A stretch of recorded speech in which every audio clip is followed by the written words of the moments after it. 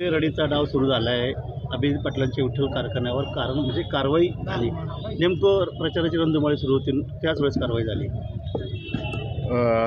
मी सुरुवातीला सांगितलं होतं की जसे यांच्या पायाखालची वाळू घसरत जाईल, इलेक्शनचा टेम्पो चढत जाईल, असे खूप घसरणार आहेत. कालचे जर यांच्या लोकांची भाषणं बघितली, अत्यंत खालच्या पातळीवर जाऊन यांनी भाषणं सुरू केलेली आहेत. अजून यांना त्याचा शिखर गाठायचा आहे. कोणत्या लेवललाही भाषणं जातील आणि काय ताळतंत्र सोडतील. एकीकडं म्हणायचं की सुसंस्कृत पक्ष, सुसंस्कृत पक्षाची लक्षणं आता दिसून यायला लागलेली आहेत. आणि मी या ठिकाणी जाहीर निषेध करतो.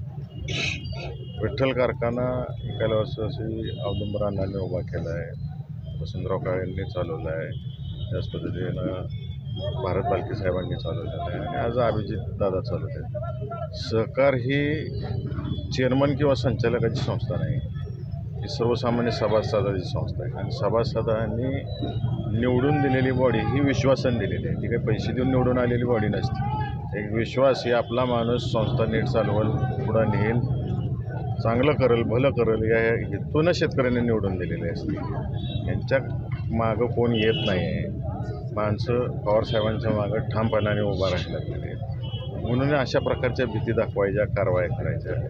मी थोडीफार माहिती अभिजित आबांकडून गेला आठवडाभर अभिजित आबा बेचैन होते की कारखाना जपतोय माझा, शेतकऱ्यांच्या बिलांचं काय होणार, शेतकऱ्यांचा कारखाना कसा हे होणार.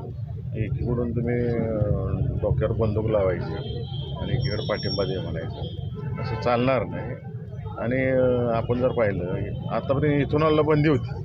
इथेनॉलची जर बंदी लावली नसती केंद्र शासनाने, आज उठवली ती बंदी, काल का आज उठवली बंदी, ती बंदी मागं उठवली असती तर आत्तापर्यंत बँकेचे पैसे देऊन झाले असते अभिजितदाबांकडून. एकदम रडीचा डाव आहे आणि अजून ह्यांना खूप रडायचं आहे. आणि मी एवढंच सांगेन की माढा लोकसभा मतदारसंघ असेल, सोलापूर लोकसभा मतदारसंघ असेल किंवा अख्खा महाराष्ट्र असेल, यांना खूप रडवणार आहे.